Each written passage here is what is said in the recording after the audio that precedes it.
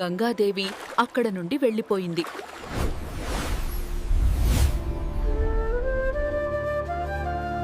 అతని భార్య అయిన సునందకు మహాభీషుడు బ్రహ్మవాక్కు ప్రకారం శంతనుడు అనే పేరుతో జన్మించాడు. ప్రతీపుడు శంతనుడికి రాజ్యాన్ని అప్పగించాడు.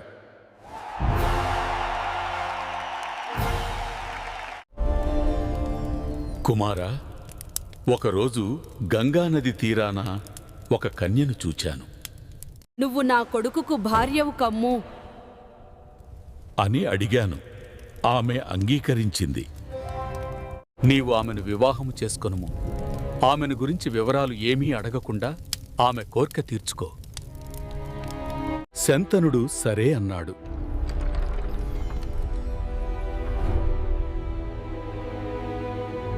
తరువాత ప్రతీపుడు తపోవనానికి వెళ్ళిపోయాడు. శంతనుడు రాజ్యం చేస్తున్నాడు.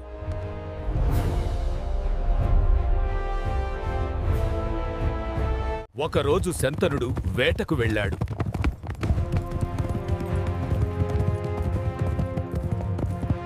గంగా నదీ తీరంలో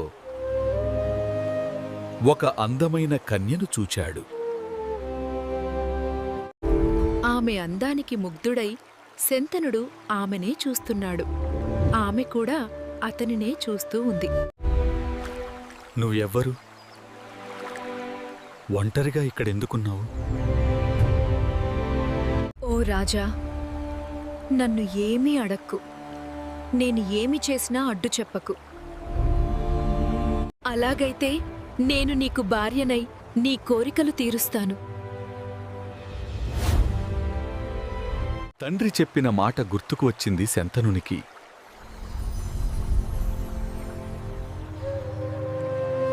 పైగా ఆమె మీద మనసు పడ్డాడు శంతనుడు.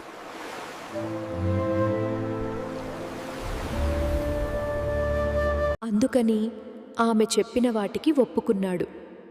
గంగను వివాహం చేసుకున్నాడు.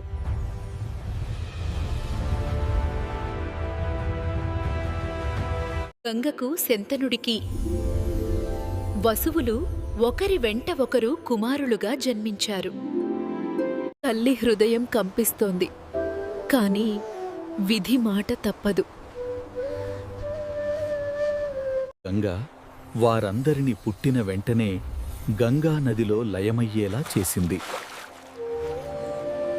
అలా 7 వసువులు పుట్టారు, చనిపోయారు. శంతనుడికి మనసులో బాధగా ఉన్నా అనుకున్న మాట ప్రకారం ఏమీ అనేవాడు కాదు. అష్టమ వసువు అయిన ప్రభాసుడు జన్మించాడు.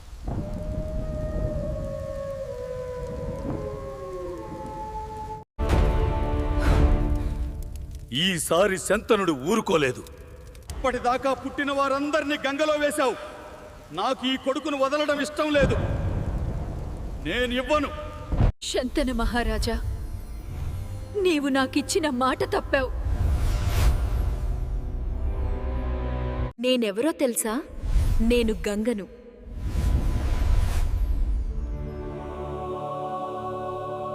అష్టవసువులు వశిష్ఠ మహాముని శాపంతో మానవలోకంలో పుట్టారు.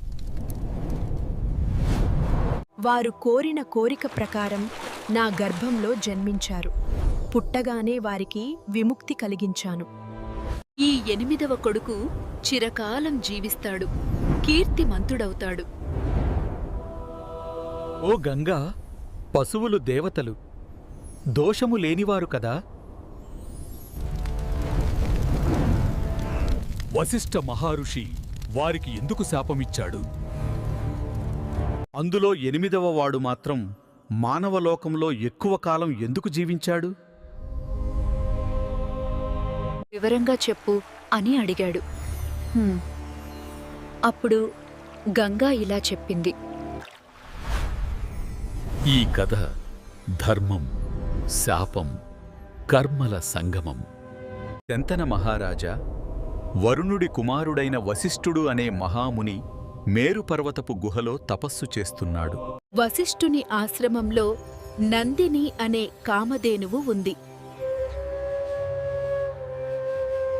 అది వశిష్ఠునికి కావలసిన వస్తువులు అన్నింటినీ ఇస్తూ వశిష్ఠునికి సేవ చేస్తూ ఉంది.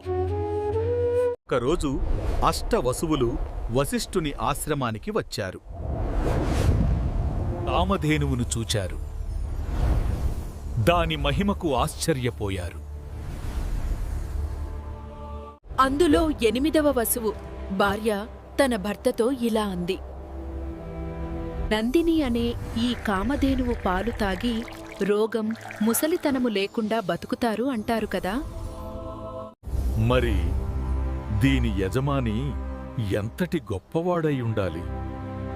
కాబట్టి ఈ ధేనువును నా ప్రాణ స్నేహితురాలు జితవతికి కానుకగా ఇవ్వాలని కోరికగా ఉంది. మిగిలిన వసువులు కూడా ఆమెకు వంత పాడారు. 8వ వసువు ప్రభాసుడు నందిని అనే ఆ కామధేనువును పట్టుకొని తీసుకొని వెళ్ళాడు. వశిష్ఠ మహాముని తన యోగ దృష్టితో ఇదంతా చూచాడు చాడు. ఆయనకు కోపం వచ్చింది.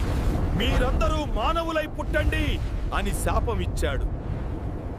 వసువులందరూ వశిష్ఠుని కాళ్లమీద పడ్డారు. భూలోకంలో ఎక్కువ కాలం ఉండకుండా అనుగ్రహించమని వేడుకున్నారు. అలాగే జరుగుతుంది. కానీ అసలు నేరం చేసిన వాడు 8వ వసువైన ప్రభాసుడు. వాడు మాత్రం చిరకాలం మానవలోకంలో ఉండాలి. సంతానహీనుడిగా బతుకుతాడు.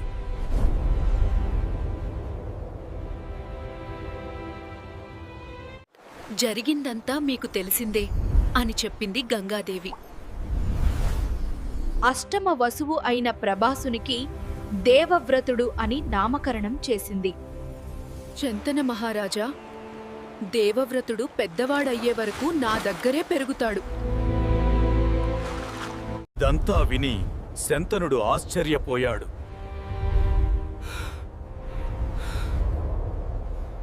జరిగిందానికి విచారిస్తూ హస్తినాపురానికి వచ్చాడు.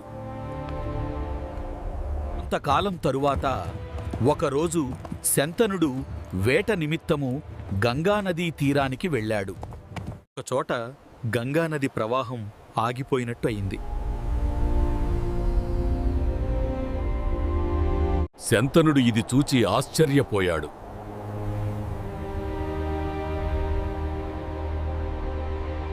దీనికి కారణం ఏమిటా అని ఆలోచిస్తూ గంగానది వెంట నడుస్తున్నాడు. అక్కడ ఒకచోట ఒక బాలుడు గంగానదికి అడ్డంగా తన బాణాలతో అడ్డు కట్టకట్టాడు. అతనే గంగా శంతనుల కుమారుడు, దేవవ్రతుడు. కాని శంతనుడు ఆ కుమారుని గుర్తించలేదు. ఇంతలో గంగాదేవి అక్కడకు వచ్చింది.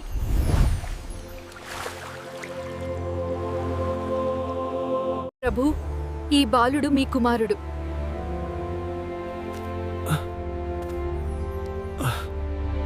వశిష్ఠుని వద్ద వేదాలు నేర్చుకున్నాడు శుక్రుడు. బృహస్పతి వద్ద ధర్మశాస్త్రాలు నేర్చుకున్నాడు. ఇంక నీ కుమారుని స్వీకరించుము.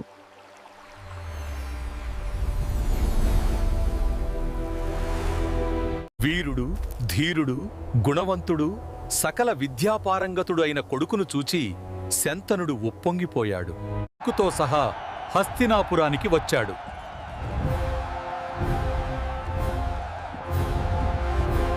దేవవ్రతునికి యౌవరాజ్య పట్టాభిషేకం చేశాడు.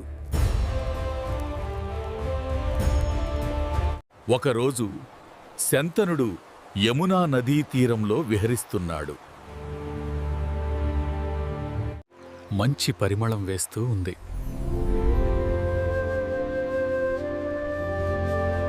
ఆ పరిమళం వస్తున్న వైపుకు వెళ్ళగా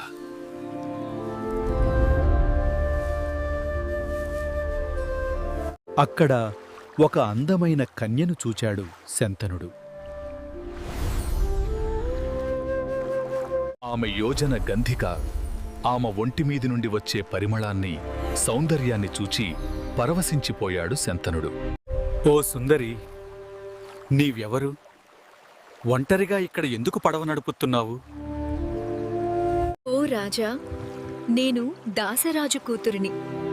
తండ్రిగారి ఆజ్ఞ మేరకు పడవ నడుపుతున్నాను. శంతనునికి ఆమెను వివాహం చేసుకోవాలనే కోరిక కలిగింది. వెంటనే శంతనుడు దాశరాజు దగ్గరకు వెళ్ళి తన కోరిక వెల్లడిచ్చాడు.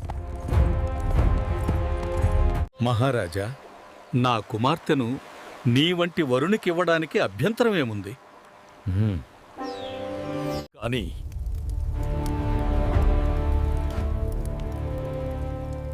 నాది ఒక కోరిక ఉన్నది.